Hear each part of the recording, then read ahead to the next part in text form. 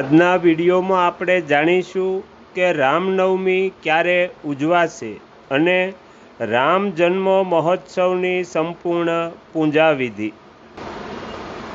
આ વર્ષે ચૈત્ર માસના શુક્લ પક્ષ 9મી તારીખને લઈને પંચાંગ ભેદ છે। આ તિથિ પર ચૈત્ર નવરાત્રિ સમાપ્ત થાય છે અને ભગવાન શ્રીરામનો જન્મ ઉત્સવ ઉજવવામાં આવે છે। કેટલાક પંચાંગ 26 માર્ચ તો કેટલાક 27 માર્ચ રામનવમી જણાવી રહ્યા છે। 9મી તિથિની શરૂઆત 26 માર્ચના રોજ સવારે 11:48 શરૂ થશે અને 27 માર્ચની સવારે 10:06 સુધી રહેશે। 2 દિવસ 9મી તિથિ હોવાથી રામનવમીની તારીખને લઈને ભ્રમની સ્થિતિ છે। ભગવાન રામનો જન્મ પુનર્વસુ નક્ષત્રમાં થયો હતો અને આ નક્ષત્ર 26 માર્ચના રોજ નહીં પરંતુ 27 માર્ચના રોજ છે। આ દિવસે સૂર્યોદય પણ 9મી તિથિમાં જ થશે, તેથી 27 માર્ચના રોજ રામનવમી ઉજવવી શ્રેષ્ઠ છે।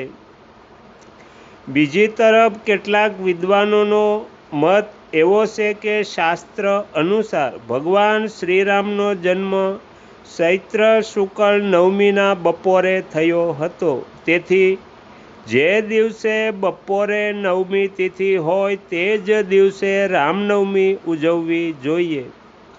આ વખતે 26 માર્ચની બપોરે 9મી તિથિ રહેશે, તેથી આ જ દિવસે 9મી ઉજવી શકાય છે।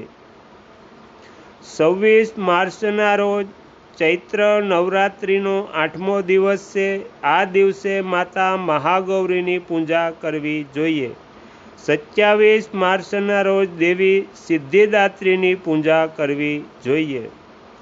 હવે આપણે જાણીશું રામનવમીને દિવસે ભગવાન શ્રીરામની પૂજા કઈ રીતે કરવી। તો પ્રથમ ઘરના મંદિરમાં પહેલાં ગણેશ પૂજન કરવું, બાદમાં રામ દરબાર એટલે કે શ્રી રામ, લક્ષ્મણ, સીતા, હનુમાનજી, ભરત અને શત્રુઘ્નની પૂજા કરવી। રામ દરબારની તમામ પ્રતિમાઓ પર જળ ચડાવી પછી પંચામૃત અર્પણ કરવું અને ફરી એકવાર જળ ચડાવવું।